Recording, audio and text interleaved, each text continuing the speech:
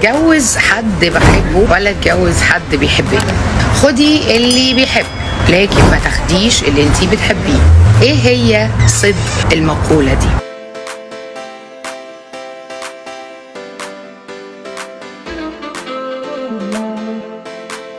المقولة دي للأسف يعني هفاجئكم وأقول لكم إن هي مش صح، ولا من الناحية العملية ولا من الناحية العلمية. ليه؟ لأن بمنتهى البساطة فكر مع نفسك كده، مين اللي بيحس بحلاوة الحب ونشوته المتجددة والإحساس الحلو إن أنت تشوف اللي بتحبه قدامك وتعمل معاه حاجات مشتركة، اكتيفيتيز، خروج، تقضي معاه وقتك الحلو، تشتكيله من مشاكلك وتفهمه ويفهمك. اكيد اللي هيكون مبسوط هو اللي بيحب، اللي ما بيحبش مش حاسس، مستك بالنسبه له معدومه.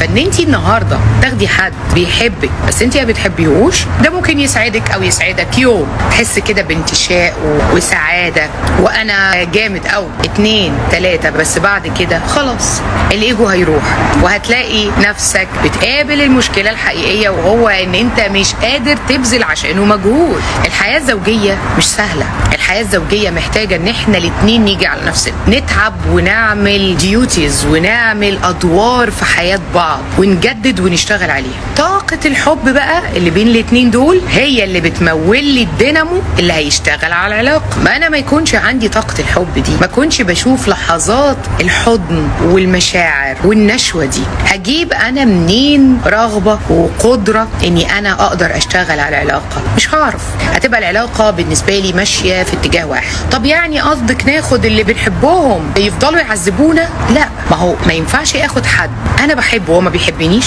ما فيش مشاعر، ما فيش تفاهم، ولا ينفع اني اخد حد بيحبني وانا ما بحبوش. عشان كده الجواز عزيز، لازم عشان خاطر اخد قرار الجواز اكون لاقي نص التاني. يعني ايه نص التاني؟ يعني الطرف اللي موجود في الحياه اللي انا بعد طول معاناه لقيته بيحبني وانا في نفس الوقت بحبه. عشان كده الجواز مش سهل، عشان كده الموضوع مش سريع، لازم ناخد وقتنا، لازم نفكر، لازم نقابل. عشان كده ممكن نقابل حد واثنين وثلاثة ونكتشف ان كل اللي فات دوت مش زي الشخص ده، عشان كده انا قررت اتجوزه. ما ينفعش الجواز يبقى هدف انا بسعى له، الجواز هو بيكون الحل اللي يجمع قلبين. انا لقيت حد احبه ولقيت حد متفاهمه معاه وهو على الناحيه التانيه بيحبني ومتفاهم معايا، فالدليل الوحيد اللي يخلينا نكمل هو دليل الجواز، مفيش حاجه تاني، عشان احنا مختارين نكمل حياتنا مع بعض. طيب هتيجي حد يقول لي طب وبالنسبه للتفاهم نعمل فيه ايه؟ التفاهم لازم برضو يكون موجود، بس الاساس هو الحب.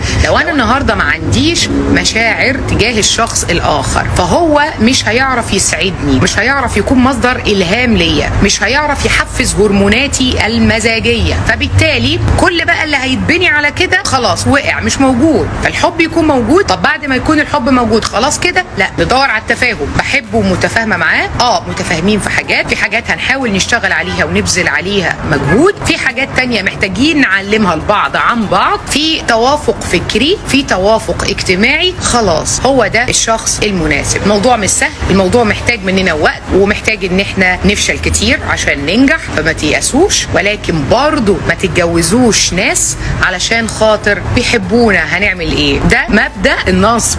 انا ممكن لما اشوف حد بيحبني استغله، لا ده مبدأ نصاب جدا، احنا مش عايزينه. احنا عايزين مبدأ حلو يخلي حياتنا جنة، يخلينا نعيش مع بعض سعداء، لا اظلم حد ولا حد يجي عليا.